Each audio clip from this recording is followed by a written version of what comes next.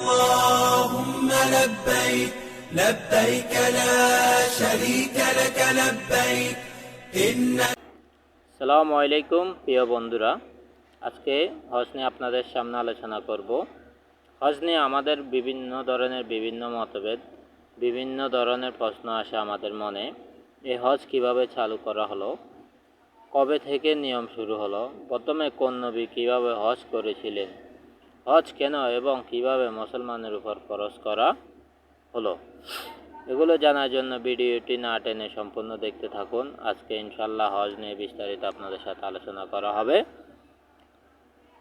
ইসলামের বিজয়ের পর থেকে কিন্তু হজ মুসলমানের উপর ফরজ করা হয়নি। ইসলামের শুরু থেকে বা পৃথিবীর শুরু থেকে হজরত আদম আলাইহিস সালাম থেকে শুরু করে হজরত মুহাম্মদ সাল্লাল্লাহু আলাইহি সাল্লাম পর্যন্ত অনেক নবী রাসূল হজ পালন করে গেছেন। এবং হজরত আদম এবং হাওয়া আলাইহিস সালাম যখন পৃথিবীতে প্রেরণ করা হলো, তাদেরকে জান্নাত থেকে যখন তাদেরকে পৃথিবীতে পাঠানো হলো, তখন তারা এদিক ওদিক ছুটাছুটি করার পর দীর্ঘ সময় অতিবাহিত করার পরে যখন আল্লাহর রহমতে এবং মুহাম্মদ সাল্লাল্লাহু আলাইহি সাল্লামের নামের উসিলায় যখন তারা আরাফাতের ময়দানে একত্রিত হলো, তখন আল্লাহ তাআলার কাছে তারা আরাফাতের ময়দানে হজের জন্য প্রার্থনা করলো। তখন আল্লাহ তাআলা আরাফাতের ময়দানে এই কাবাঘর নির্মাণ করলেন এবং তারা সেখানে তাওয়াফ করলেন। এবং এরপর থেকে শুরু করে হজরত নূহ আলাইহিস সালাম থেকে শুরু করে হজরত ঈসা আলাইহিস সালাম, মুসা, অনেক নবী রাসূল এসেছিলেন পৃথিবীতে, সবাই হজ পালন করে গেছেন। হজ মূলত ফরজ করা হয়েছিল হজরত ইব্রাহিম আলাইহিস সালামের আমলে। হজরত ইব্রাহিম আলাইহিস সালাম এবং ইসমাইল আলাইহিস সালামকে যখন আল্লাহ তাআলা বললেন যে তোমরা আমার ঘর নির্মাণ করো এবং হজ পালন করো, তখন হজরত ইসমাইল আলাইহিস সালাম এবং ইব্রাহিম আলাইহিস সালাম আল্লাহর ঘর কাবা শরীফ নির্মাণ করলেন এবং চারিদিকে তাওয়াফ করলেন। তখন আল্লাহ তাআলা ঘোষণা দিলেন যে আজকে থেকে সকল মুসলমানের উপর আমি হজ ফরজ করে দিয়েছি।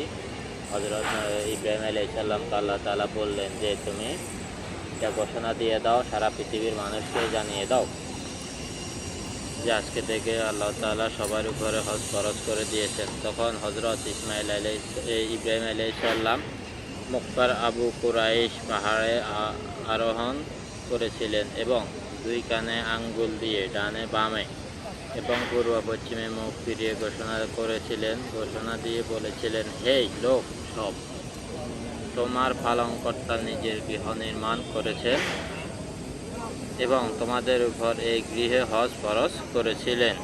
তোমরা সবাই সৃষ্টিকর্তার আদেশ পালন করো।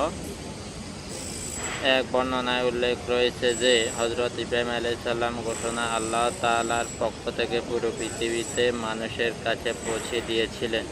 সেই থেকে ধর্ম অনুরাগী মুসলমানরা জিলহজ মাসে